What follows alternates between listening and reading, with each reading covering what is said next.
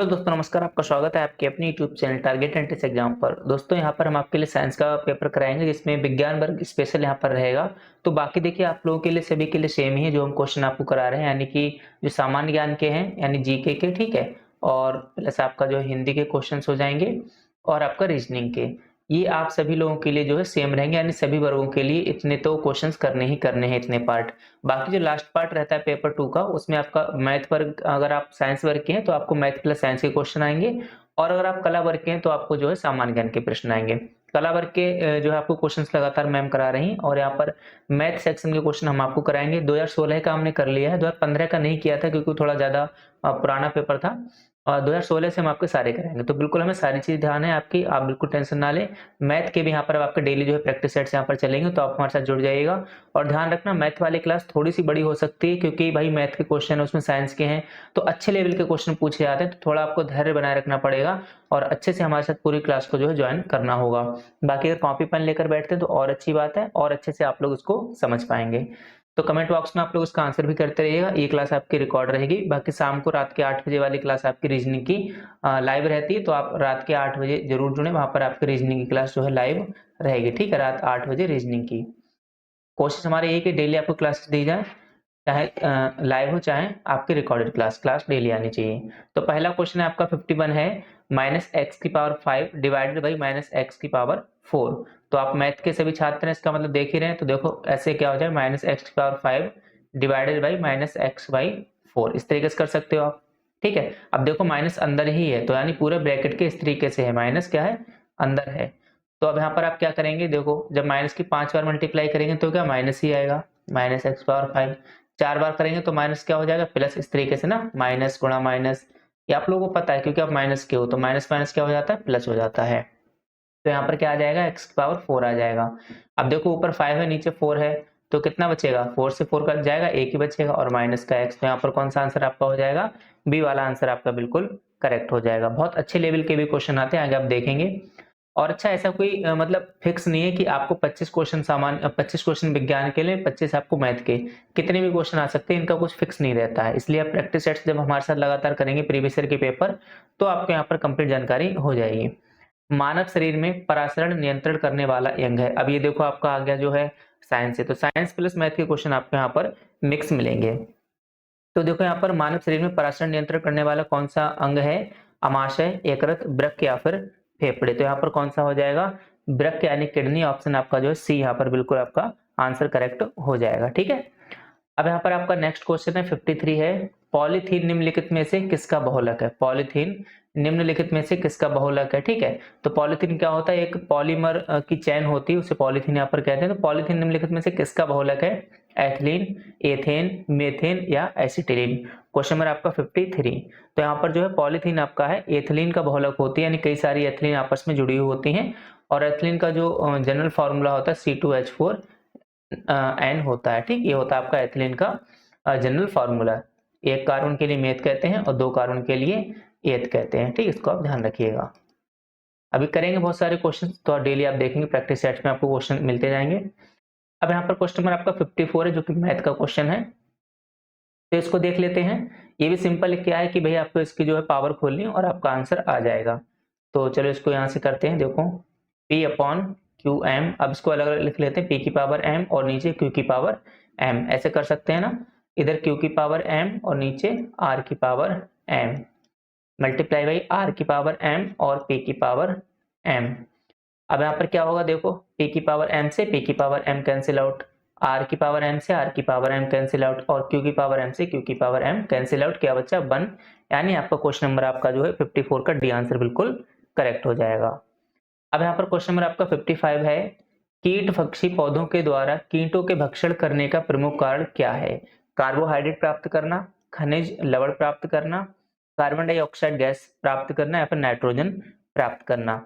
तो इसका जो मुख्य कारण होता है वो नाइट्रोजन को प्राप्त करने के लिए जो है यहाँ पर कीट भक्षी होते हैं, पौधे के द्वारा कीटों का भक्षण करते हैं। यहाँ पर क्वेश्चन नंबर आपका नेक्स्ट है, यानी 56 है, एक घनाकार पानी की टंकी के सतहों का कुल क्षेत्रफल कितना होगा यदि एक ओर खुला है तथा इसकी ऊंचाई 2 मीटर है। यानी कि भाई जो घनाकार टंकी होती है ना, इस प्रकार से भाई आपसे पूछा गया है, तो इसका कुल आपको क्षेत्रफल यहाँ पर बताना है। ऊंचाई कितनी है, ऊंचाई है इसकी 2h यानी कि 2 मीटर इसकी जो है ऊंचाई हो जाएगी, या h बराबर 2 कह सकते हैं इसे, h बराबर 2 इस प्रकार से कह सकते हो।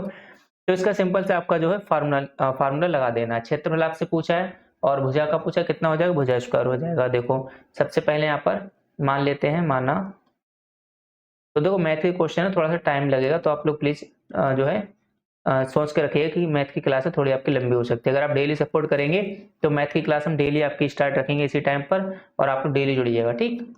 तो यहाँ पर देखो टंकी की सतह का क्षेत्रफल मान लिया हमने भाई, कितना है, ए स्क्वायर है। अब एक सतह खुली हुई, कितनी, 6 सतह होंगी ना। देखो एक इधर की 1 2 3 4 और एक फ्रंट और बैक, यानी 6 फेस होंगे उसके। तो एक फेस क्या खुला हुआ ऊपर, जिसमें ढक्कन लगा होता है ना, फेस ऊपर वाला खुला हुआ है। तो अब सतह कितने बचेंगे, तो अब सतह कितने बचेंगे, 6 माइनस 1 बराबर 5 बचेंगे। तो इस प्रकार से अब जो कुल क्षेत्रफल होगा कितना हो जाएगा, इधर लिख दूं। अब यहाँ पर आपका कुल क्षेत्रफल हो जाएगा 5a स्क्वायर, ठीक है ना। और a बराबर दे रखा है कितना, 2। तो यहाँ पर क्या हो जाएगा, 5 इंटू 2 की पावर 2 यानी 5 इंटू 4 इक्वल टू 20। तो यहाँ पर आपका 20 मीटर स्क्वायर हो जाएगा, जो कि आपका ऑप्शन डी बिल्कुल यहाँ पर करेक्ट हो जाएगा, 20 मीटर स्क्वायर। इस तरीके से इसको जो है करना था। अब यहाँ पर क्वेश्चन नंबर आपका 57 है। ब्रोमीन दिया हुआ है और इसमें प्रोटॉन, इलेक्ट्रॉन और न्यूट्रॉन की संख्या आपसे यहाँ पर पूछी गई है। तो देखो सिंपल सी बात है, इस तरीके से देखना, ब्रोमीन लिखा है तो कोई भी तत्व अगर ऐसा आपको लिखा हुआ मिले, तो यहाँ पर जो नीचे लिखा होता है ये क्या होता है, उसका परमाणु क्रमांक होता है। ये होता है परमाणु क्रमांक, ध्यान रखना, परमाणु क्रमांक। और जो ऊपर लिखा होता है वो क्या होता है, परमाणु भार। हमेशा बिल्कुल ध्यान रखो, इस प्रकार के क्वेश्चन बहुत सारे रेलवे वगैरह में भी देखने को आपको मिलते हैं, जहाँ पर भी जनरल साइंस आती है। तो देखो जितने परमाणु क्रमांक को किससे लिखते हैं भाई, जेड से लिखते हैं, और परमाणु भार को ए से। तो जितना परमाणु क्रमांक होता है उतने ही उसमें प्रोटॉन होते हैं, उतने ही उसमें क्या होते हैं, इलेक्ट्रॉन होते हैं। लेकिन ये जो देख रहे हो आप माइनस, ठीक है, ये माइनस, ये आपको डैश नहीं, ये क्या है, माइनस है। इस क्वेश्चन में इसको दूर लिखा गया, ये जबकि क्या है, ये माइनस है, इसको यहाँ होना चाहिए ब्रोमीन के जस्ट ऊपर। तो यहाँ पर क्या है, माइनस भी लगा हुआ है, इसको अलग से लगा देता हूँ, ब्रोमीन के ऊपर नेगेटिव चार्ज है यहाँ पर। तो नेगेटिव चार्ज का मतलब क्या होता है, इसको मैं आपको अभी समझा रहा हूँ। तो देखो यहाँ पर कितना परमाणु क्रमांक कितना है आपका, 35 है। तो यहाँ पर 35 हो जाएगा। प्रोटॉन भी कितने हो जाएंगे, 35। लेकिन ऊपर जो होता है माइनस लगाए होते हैं इलेक्ट्रॉनों की संख्या। देखो इधर मैं समझाता हूँ राइट साइड में, इधर देखिए आप, उसको यहाँ पर समझाता हूँ। अगर मान लो a बराबर कितना है, 10 इलेक्ट्रॉन है। अगर a प्लस है, इसका मतलब 1 इलेक्ट्रॉन की कमी होगी, 9। अगर a माइनस है तो इसका मतलब 1 इलेक्ट्रॉन और इसमें ऐड हो गया, 10 थे कितना हो गए, 11 हो गए। उम्मीद है आप मेरी जानकारी समझ पाए होंगे। तो यहाँ पर अभी इलेक्ट्रॉन कितने थे, 35, और माइनस है यानी कि 1 जुड़ जाएगा, तो 35 प्लस 1 हो जाएगा। तो इसमें जो है आपका z बराबर है 35, और इलेक्ट्रॉन है 36, प्रोटॉन है 35। देखो यहाँ पर सबसे पहले क्या प्रोटॉन पूछा था, प्रोटॉन कहाँ पर 35 है, और डी में भी है और ए में भी है। उसके बाद क्या है आपका इलेक्ट्रॉन, इलेक्ट्रॉन कितने हैं आपके, 36 हैं। तो 35 36 ये वाला आंसर सही हो जाएगा, और लास्ट में 45 आपका हो जाएगा। क्या पूछा, न्यूट्रॉन। तो न्यूट्रॉन की संख्या क्या होती है, देखो न्यूट्रॉन यहाँ से निकाल लो, सिंपल सी बात है, न्यूट्रॉन यहाँ पर आपसे पूछा है, तो इसमें क्या हो जाएगा, परमाणु भार ये रहा 80, और इसमें से 35 घटा दो, कितने बचेंगे, 80 माइनस 35, 10 में से 5 के 5, 7 में से 3 के 4, 45, यानी कि ज्यादा में से कम घटा दो, वो आपके क्या बचेंगे, न्यूट्रॉन बचेंगे। दैट मीन्स यहाँ पर 35 36 45 आपका ए आंसर बिल्कुल करेक्ट हो जाएगा। और इस प्रकार के क्वेश्चन आपको बहुत ज्यादा देखने को मिलते हैं जनरल साइंस। बस ध्यान रखना, माइनस लगा है तो 1 इलेक्ट्रॉन एक्स्ट्रा जोड़ देना, और प्लस लगा है तो 1 इलेक्ट्रॉन माइनस कर देना है। उम्मीद है आप ये क्वेश्चन अच्छे से समझ पाए होंगे। क्वेश्चन नंबर आपका 58 है। बादल रहित रातों वाले आकाश की अपेक्षा बादल छाए रहने वाली रातें अधिक गर्म होती हैं। क्यों, आपने देखा होगा जिस दिन ऊपर जो आसमान में बादल होते हैं तो थोड़ी सी ज्यादा जो है गर्मी वहां पर रहती है। तो ऐसा क्यों होता है, ठीक है, क्योंकि बादल जो क्या होते हैं, कुचालक की भांति कार्य करते हैं। क्या करते हैं, कुचालक की भांति कार्य करते हैं। तो यहाँ पर जो है जो हवा होती है, ठीक, उसको आसमान में यानी ऊपर नहीं निकल पाती है। तो इस प्रकार से कहीं ना कहीं जो है जो रातें हैं वो अधिक यहाँ पर गर्म हो जाती है, ठीक, क्योंकि आसमान में बादल छाए रहते हैं। तो एक प्रकार से आप कह सकते हो ना, पृथ्वी के ऊपर एक ब्लैंकेट यानी कंबल की तरीके से आप समझ सकते हो, कुचालक की भांति जो है बादल व्यवहार करने लगते हैं, जो कि पृथ्वी की ऊष्मा को ऊपर विसरित नहीं होने देते, यानी नहीं फैलने देते। इसीलिए पृथ्वी का जो है टेम्परेचर हाई हो जाता है, यानी गर्मी हो जाती है। अब यहाँ पर क्वेश्चन नंबर आपका 59 है। दंड चुंबकों की चुंबकीय क्षमता क्या होती है, ध्रुवों पर अत्यधिक होती है, मध्य पर कम होती है, उपरोक्त दोनों कथन सत्य हैं या सभी स्थानों पर सेम होती है। अरे धन चुंबक वही होती है, ध्रुवों पर इसकी जो है चुंबकता अधिक होती है। जो आप बचपन में ना चुंबक को तोड़ते थे, उससे खेलते थे, है ना, एक से एक चुंबक आपस में लड़ाते थे तो वो दूर की तरफ भागते थे। इस प्रकार से एक का साउथ पोल होता है, एक का नॉर्थ, एक का साउथ पोल होता है, इस तरीके से आपने देखा होगा। अब यहाँ पर क्वेश्चन नंबर आपका 60 है, एक समान वेग से गतिमान पिंड का त्वरण भी हो तो उस गति को क्या कहें? यानी एक समान वेग से गतिमान क्या है? पिंड का त्वरण भी हो तो उस गति को क्या कहेंगे? सरल रेखीय, वृत्तीय गति, स्थिर या इनमें से कोई नहीं। तो इसका आंसर क्या हो जाएगा? देखो, जब एक समान वेग से कोई गतिमान पिंड जो है उसमें एक समान वेग कहलाता है तो उसका त्वरण जो है शून्य होता है, यानी कि त्वरण का कोई फर्क ही नहीं पड़ रहा है। तो इसमें क्या होगा? उसकी गति को क्या कहेंगे बताइएगा? इनमें से कोई नहीं, क्योंकि उस पर कोई फर्क ही नहीं पड़ रहा है। ठीक है, तो इसी तरीके से यहाँ पर इसका आंसर जो है डी वाला ऑप्शन आपका बिल्कुल सही हो जाएगा, क्योंकि एक समान गति है इसलिए। अब यहाँ पर क्वेश्चन नंबर आपका 61 है, यदि एक द्रव को 70 डिग्री सेल्सियस से 60 डिग्री सेल्सियस तक ठंडा होने में 5 मिनट का समय लगता है, यानी 60 से 70 पे आया, सॉरी 70 से 60 पे आया, यानी कोई द्रव गर्म होगा, गर्म होने के बाद क्या ठंडा हो रहा होगा। तो 70 से 60 पे आया, कितना टाइम लिया उसने? टाइम लिया भाई 5 मिनट।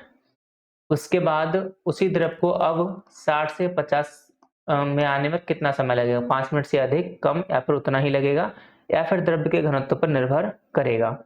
तो आपने देखा होगा, अगर मान लो आपने पानी खोला है, ठीक है, और उसको फिर आपने छोड़ दिया, तो वो जब ज़्यादा गर्म होता है तो उससे धीरे से हल्का मतलब कम गर्म रह जाता है, लेकिन गुनगुना बहुत देर तक पानी रहता है, यानी कि जब जितना टेम्परेचर नीचे आता है उतना ज़्यादा टाइम लेता है उसको ठंडा होने पर, यानी कि जो समय है 5 मिनट से अधिक लगेगा 60 से 50 तक जाने में, ध्यान रखना हमेशा।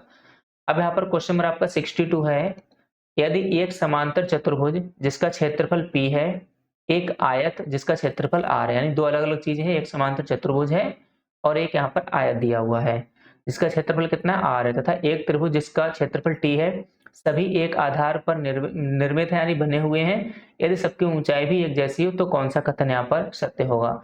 देखो, इस प्रकार के क्वेश्चन करने की आदत डालो, क्योंकि हमेशा साइंस वाला बच्चा जो है अपने ही सब्जेक्ट में मात खाता है, और ये देखने को मिलता है जब आप लोग जो सीटेट का एग्जाम देने जाते हो, बहुत कम परसेंटेज रहती है बच्चों के पास होने की, और अपने ही सब्जेक्ट में गिरते हैं क्योंकि वो इस तरीके के क्वेश्चन पर जो है फोकस नहीं करते हैं। तो यहाँ पर देखो क्या होगा, एक पहले आप जो है समांतर चतुर्भुज बना लो, फिर एक आयत बना लो। तो पहले यहाँ पर देखो, एक आपका जो है इस प्रकार से बना लेते हैं, चलो, और यहाँ पर जो है ऊंचाई वगैरह सब कुछ सेम ही है, तो ऊंचाई इसकी एच ही मान लो, ठीक, और आधार मान लेते हैं, आधार मान लेते हैं इसका जो है बी, और ऊंचाई मान लेते हैं, सॉरी मैंने गलत लिख दिया, ऊंचाई मान लेते हैं एच। तो सिंपल, कुछ नहीं करना है आपको, जो है उसकी ऊंचाई मान लेते हैं एच, ठीक। तो समांतर चतुर्भुज, ये क्या समांतर चतुर्भुज है, यहाँ पर लिख देता हूँ समांतर चतुर्भुज, समझ जाना इसके आगे, ठीक है। तो यहाँ पर समांतर चतुर्भुज का क्षेत्रफल क्या हो जाएगा? क्षेत्रफल से क्या हो जाएगा? P बराबर आधार गुणा ऊंचाई, यानी कि B और H, इसको समीकरण 1 मान लो। इसी प्रकार से आयत, अब आयत तो आप बना ही लोगे, आयत का क्षेत्रफल कितना हो जाएगा? आयत के क्षेत्रफल का फॉर्मूला क्या होता है? लंबाई गुणा चौड़ाई। तो यहाँ पर क्या हो जाएगा? ये भी आपका, इसको R मान लेते हैं इसके क्षेत्रफल को, ये भी हो जाएगा B और H। अब जो यहाँ पर त्रिभुज होगा उसका क्षेत्रफल क्या हो जाएगा? त्रिभुज का क्षेत्रफल, त्रिभुज का क्षेत्रफल कितना होता है? हाफ गुणा आधार गुणा ऊंचाई, यानी कि हाफ बी और एच। अब आपके पास जो तीनों समीकरण आ गई हैं, अब इनको क्या करो, तीनों को जो है एक दूसरे से सॉल्व करके तीनों समीकरण को सॉल्व कर लेना। एक ये रही आपकी और दूसरी वाली ये रही, तीनों को सॉल्व करना, तब यहाँ पर आपको जो है आपका आंसर मिल जाएगा, ठीक है। बाकी अगर आप कहोगे तो यहाँ पर करके भी दिखा देंगे। तो इसको मैंने क्या माना, लास्ट वाले को टी मान लेते हैं। जब इन तीनों को आप सॉल्व करोगे कुल मिलाकर, तो लास्ट में जो आपका आएगा भाई p प्लस टी बराबर, अब यहाँ पर सॉल्व करने की जगह नहीं, मैं लिख देता हूँ p प्लस टी बराबर 3/2r आएगा। तो आपसे ये पूछा है कौन सा कथन इसमें से जो है गलत है, कौन सा कथन इसमें से गलत है भाई, आपसे यहाँ पर पूछा है। तो p प्लस टी बराबर 2r, यानी ये वाला कथन आपका गलत है, जबकि कितना आया है? p प्लस टी बराबर 3/2r आया है। तीनों समीकरण सॉल्व करना आ जाएगा आपका, कोई दिक्कत हो बताना, नेक्स्ट पार्ट 2 में इसको जो है हम एक्सप्लेन कर देंगे। अब यहाँ पर क्वेश्चन नंबर आपका 63 है, निम्नलिखित में से कौन सा हैलोजन एंटीसेप्टिक के रूप में आता है? तो हैलोजन आपको पता है कौन कौन से होते हैं पीरियोडिक टेबल में, हैलोजन कौन कौन से होते हैं इस प्रकार से, इसकी शॉर्ट ट्रिक क्या होती, फिर कल बाहर आएंगी आंटी। तो फ्लोरीन, क्लोरीन, ब्रोमीन, आयोडीन, ये सब क्या होते हैं, हेलोजेंस होते हैं। तो इसमें आपसे पूछा कौन सा हेलोजन ऐसा है जो एंटीसेप्टिक के रूप में काम में आता है, तो आयोडीन आता है, यानी आंसर आपका डी वाला इसमें बिल्कुल जो है करेक्ट हो जाएगा। फिर आपका क्वेश्चन नंबर आपका 64 है, निम्नलिखित में से कौन सा सही नहीं है। ध्यान देना क्या पूछा, नहीं कौन सा नहीं है। देखो नेगेटिव मार्किंग भी, तो थोड़ा सा सोच समझ कर क्वेश्चन करना, नेगेटिव मार्किंग भी है तो जो आते हैं उन्हीं को करना, और मेन चीज है क्वेश्चन को अच्छे से पहले पढ़ना। तो इसमें क्या पूछा, कौन सा सही नहीं है। संचरण हेतु ध्वनि तरंग को माध्यम की आवश्यकता होती है। ध्वनि का वेग प्रकाश के वेग से अधिक होता है। तो देखो यहीं पर बात पकड़ गई, ऐसा नहीं होता है। ध्वनि का वेग जो है प्रकाश के वेग से अधिक नहीं होता है। ध्वनि का यहाँ पर वेग कितना हो जाएगा, साउंड का वेग जो होता है 332 मीटर पर सेकंड होता है। और लाइट का सबको पता है, लाइट का भैया कितना होता है, लाइट का होता है 3 गुणा 10 की पावर 8, यानी कितना ज्यादा है। ठीक है, तो इसलिए यहाँ पर आपका आंसर बी जो है गलत हो जाएगा। अब यहाँ पर क्वेश्चन नंबर आपका 65 है, निम्नलिखित में से किसके द्वारा विभाज्य है। तो किसके द्वारा विभाज्य होगा, जो इसके गुणनखंड होंगे। ठीक है, तो इसके आप फैक्टर्स करके देख लीजिएगा, सिंपल है। तो यहाँ पर क्या, x cube minus 6x² plus 12x-8। मैं पूरी कोशिश कर रहा हूँ कि इसको जो है थोड़ा फास्ट ही कराया जाए, बाकी थोड़ा सा समय लग सकता है क्योंकि मैथ की क्लास है। तो आप लोग धैर्य बना के देखिएगा जरूर, क्योंकि अगर आप सपोर्ट नहीं करेंगे तो फिर मैथ के क्वेश्चन कराना मेरे लिए मुश्किल हो जाएंगे। क्योंकि सामान्य ज्ञान में क्या होता है, क्वेश्चन देखा टिक लगाया, इस प्रकार से थोड़े जल्दी हो जाती है क्लास, लेकिन मैथ में भाई टाइम लगेगा। अगर आप मैथ के साइंस ग्रुप के हैं तो मेंटलिटी बना के रखिए, आपको क्लास देखनी पड़ेगी। ठीक, थोड़ा आपको टाइम लगेगा। वैसे भी हम बिल्कुल नहीं चाहते आपको कोई एक्स्ट्रा टाइम यहाँ पर खराब हो। यहाँ पर देखो एक एक आप क्या काम करो, कौन से फैक्टर या तो इसको सॉल्व कर लो। अगर आप सॉल्व नहीं करोगे तो एक काम कर सकते हो, इसमें से कोई एक ऑप्शन आप चूज कर लो, उसके द्वारा जा सकते हो। ठीक है, अगर मान लो मैं ए ऑप्शन लेता हूँ इसका, अगर मैं ए ऑप्शन लूँ, ऑप्शन ए से अगर इसे करें, तो यहाँ पर x-2 है, x-2 बराबर 0 मान लो, और x बराबर 2। अगर x बराबर 2 रख के सेटिस्फाइड हो गया तो फिर यहाँ पर क्या हो जाएगा आपका ये यानी कि इसका फैक्टर हो जाएगा। देखते हैं 2 बराबर रखे, तो यहाँ पर 2 की पावर क्यू माइनस 6 और 2 की स्क्वायर प्लस 12 इंटू 2 माइनस 8। देखो 2 को 3 बार कितना 8 हो जाएगा, माइनस 2 दूनी 4 छंग 24 और प्लस 12 दूनी 24 और माइनस का 8, तो प्लस का 8 माइनस का 8 प्लस का 24 माइनस 0, यानी कि सॉल्व हो रहा है। तो आपका ए इसका जो है फैक्टर हो जाएगा। ठीक है, आसान है। अब यहाँ पर क्वेश्चन नंबर आपका 6 है, खाद्य विषाक्तता से संबंधित जीवाणु है। ठीक है, तो इसका क्या आंसर हो जाएगा, इसका आप आंसर लगाएगा, तो इसका आंसर हो जाएगा क्लॉस्ट्रीडियम बोटुलिन। ठीक है, तो ये जो है खाद्य पदार्थों को विषाक्त कर देते हैं। अब यहाँ पर क्वेश्चन नंबर आपका 67 है, जब x बराबर 2 है तो इसका मान क्या होगा। बहुत सिंपल है, क्या करना है, सिर्फ आपको x बराबर 2 रख देना है और इसको सॉल्व कर लेना है। चलो कर लेते हैं। तो x बराबर 2 यहाँ पर रखो, क्या हो जाएगा 2 प्लस 2, और इधर रखो क्या हो जाएगा 2 माइनस 2। सिंपल है। अब देखो 2 प्लस 2 4 और 2 माइनस 2 0। भाई जीरो से कितनी भी बड़ी संख्या को भाग करोगे, गुणा करोगे, हमेशा क्या आएगा, जीरो ही आएगा। तो इसका आंसर क्या हो जाएगा, सी आंसर आपका जो है बिल्कुल करेक्ट हो जाएगा। सिंपल सा आपका क्वेश्चन था। अब यहाँ पर क्वेश्चन नंबर आपका 68 है, जो आपका लाभ और हानि से है, तो इसको करने में थोड़ा सा आपको टाइम लग सकता है। तो इसमें क्या है, हरीश ने 860 रुपए में एक साइकिल खरीदी, यानी क्रय मूल्य कितना हुआ 860 रुपए, तथा बाद में इसे राम को 5% लाभ में बेच दिया। ठीक है, राम को बेच दिया 5% लाभ में हरीश ने। उसके बाद राम ने साइकिल को अपने पुत्र के लिए 2 वर्ष का उपयोग किया, यानी उन्होंने 2 वर्ष साइकिल को जो है चलाया। उसके बाद क्या किया, अपने नौकर को 20% हानि में बेच दिया, मतलब जितने में ली थी उससे 20% कम में अपने नौकर को साइकिल दे दी। तो आपसे ये पूछा कि नौकर ने आखिरकार साइकिल जब ली तो लास्ट में कितने रुपए में ली, वो आपको यहाँ पर बताना है। तो सबसे पहले देख लेते हैं हरीश ने कितने रुपए में साइकिल खरीदी। ठीक है, तो हरीश ने कितने में खरीदी होगी, राम को 5% लाभ में बेच दी, यानी 5% कम में कहीं ना कहीं जो है हरीश द्वारा इसको खरीदा गया होगा। तो यहाँ पर लिख लेते हैं सबसे पहले हरीश। तो हरीश का कितना निकल कर आ जाएगा, देखो 860 और यहाँ पर 105 बटे 100। ठीक, अब इसके बाद देखो, अब राम के लिए कितना विक्रय मूल्य हो जाएगा, यानी कि राम ने बेची, तो यहाँ पर कितना 20% हानि, तो यानी कि 80% ही उसको मिला। तो कितना हो जाएगा, अब इस पूरे का कर लो, पूरा मूल्य 860 105 बटे 100, और इधर क्या आ जाएगा 80 बटे 100। बस इतना सा सॉल्व कर लो, इसका आंसर आ जाएगा। तो इसको आप सॉल्व कर लेना, 0 से 0 कट जाएगा, इधर ही 0 से ही 0 कट जाएगा, और नीचे कितना बचेगा 100 बचेगा 86। अच्छा 100 से 100 भी कट जाएगा ना, ये वाला, सॉरी 105 है ये, तो यहाँ पर कितना बचा 86 गुणा 105 गुणा 8 और नीचे बचा है 100। इसको जब आप सॉल्व करेंगे तो ये आ जाएगा 722 रुपये 90 पैसे। तो इसका करेक्ट आंसर आपका हो जाएगा 722, 90 तो है नहीं, यानी कि आसपास है, तो आपका 722 वाला आंसर सही हो जाएगा, जो कि ऑप्शन ए आपका बिल्कुल यहाँ पर करेक्ट होगा। तो इस प्रकार के मैथ के क्वेश्चन आते हैं, तो आप अच्छे से समझिएगा। इसका आंसर दीजिएगा आप लोग कमेंट बॉक्स में। दिए गए चित्र में x का मान बताइए, सी वृत्त का केंद्र है। तो देखो ऐसे में ध्यान रखा करो, अगर ऊपर वाला कोण a है तो नीचे वाला 2a होगा, यानी नीचे वाला 2 गुना होगा। आपसे ये वाला पूछा है, अब ये कितना 70 है, तो 70 का आधा कितना होगा 35 होगा, यानी कि ऑप्शन आपका सी बिल्कुल सही हो जाएगा। हमेशा ध्यान रखना, ऊपर वाला कोण आधा होगा, नीचे वाला कोण क्या होगा 2 गुना होगा। इसको आप किसी भी ट्रिक से आप याद रख सकते हैं, जैसी आपकी इच्छा हो। और इसका आंसर जो है 69 का सी आपका बिल्कुल जो है सही हो जाएगा। इसकी पीडीएफ आपको पूरी इसी तरीके से सॉल्व करी हुई मिलेगी अपने व्हाट्सएप और टेलीग्राम ग्रुप पर, तो उससे आप जो है जरूर जुड़ जाइएगा। क्वेश्चन नंबर आपका 70 है, वस्तुओं के वर्तमान अवस्था यानी स्थिर या गतिमान ना बदल सकने वाले गुण को न्यूटन के कौन से नियम को समझाया जा सकता है। यानी अगर वस्तु रनिंग में है तो वो रनिंग में रहेगी, अगर कोई विराम अवस्था में है तो विराम अवस्था में रहेगी। ये कौन सा नियम बताता है, तो सबको पता है ये कौन सा नियम बताता है, जड़त्व नियम बताता है, यानी ऑप्शन आपका सी जो है बिल्कुल यहाँ पर करेक्ट हो जाएगा। जब तक आप किसी वस्तु पर कोई बाह्य बल नहीं लगाएंगे तब तक वो स्थिर की स्थिर ही रहेगी। अब यहाँ पर क्वेश्चन नंबर आपका 71 है, निम्न लवणों में किसकी क्रिस्टलीय जल अणु अवस्थित नहीं है। यानी कि नीला थोथा, खाने का सोडा, धावन सोडा और जिप्सम। इसका आप सूत्र लिखिएगा और फिर आप बताइएगा किसमें जो है जल नहीं है। ठीक, खाने का सोडा और धावन सोडा और जिप्सम और नीला थोथा। ठीक, तो चलिए इसको करके देख लेते हैं। जैसे कि यहाँ पर नीला थोथा के लिए क्या हो जाएगा CuSO4 और 5H2O।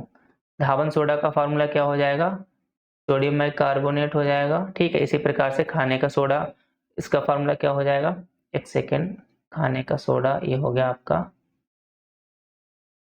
एक मिनट, ये हो जाएगा आपका खाने का सोडा, थोड़ा कंफ्यूजन आता है ये। ठीक, इसके बाद आपका क्या धावन सोडा पूछा है, तो धावन सोडा क्या हो जाएगा Na2CO3 इंटू 10H2O। उसके बाद क्या हो जाएगा आपका जिप्सम, जिप्सम को मैं अलग पेन से लिख देता हूँ, ये रहा आपका जिप्सम। जिप्सम में क्या हो जाएगा CaSO4 2H2O। इस तरीके से यहाँ पर हो जाएगा। तो देखो सिर्फ खाने का सोडा एक ऐसा है जिसमें जल नहीं है। जल का मतलब क्या होता है, जल भैया, जल तो सबको पता होगा, साइंस वाले स्टूडेंट हो, H2O ग्रेजुएशन आप कर चुके तो इतना तो आपको पता होगा, इसलिए मैं इसको बहुत ज़्यादा डिटेल में नहीं ले जा रहा हूँ। तो इसका आंसर हो जाएगा आपका खाने का सोडा, जिसे बेकिंग सोडा भी कहते हैं। अब यहाँ पर क्वेश्चन नंबर आपका नेक्स्ट है, यानी 72 है, यदि 14 सेंटीमीटर वाले एक लंब वृत्तीय बेलन का वक्र पृष्ठीय क्षेत्रफल 88 सेंटीमीटर स्क्वायर है, तो बेलन के आधार का व्यास जो है कितना होगा। 2 सेंटीमीटर, 3, 4 या फिर 5। तो सिंपल सा है, आपको पता है बेलन का वक्र पृष्ठ भैया कितना होता है, बेलन का क्षेत्रफल लिख लो या फिर, ठीक है, वक्र पृष्ठीय क्षेत्रफल आप समझ जाना, वो होता है 2πr/h। सब कुछ तो आपको दिया हुआ है, सब कुछ आपको दिया हुआ भाई, आप लगा दीजिएगा इधर। ठीक है, कितना है 88 है।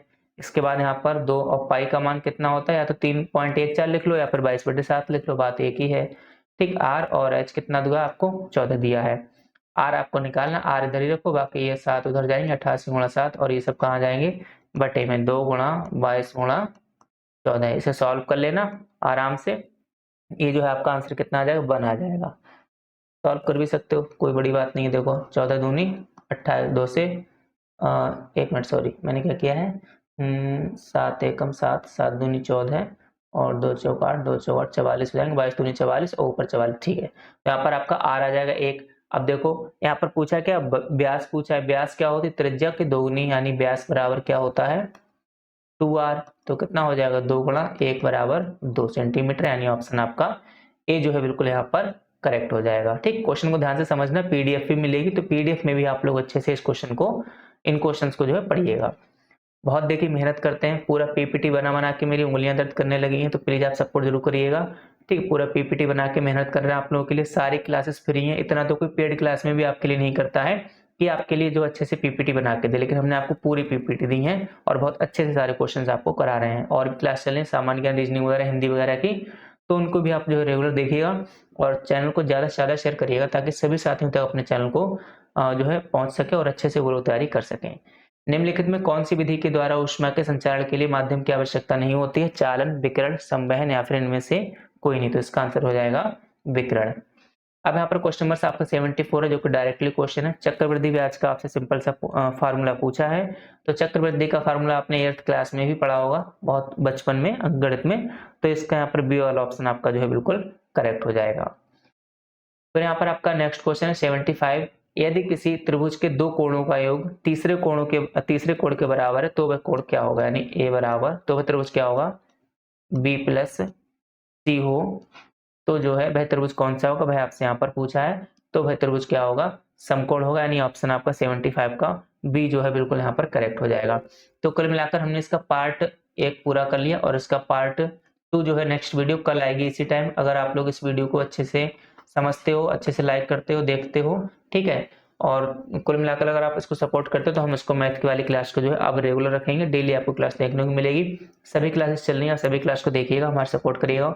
इसी के साथ आप सभी साथियों का बहुत बहुत धन्यवाद।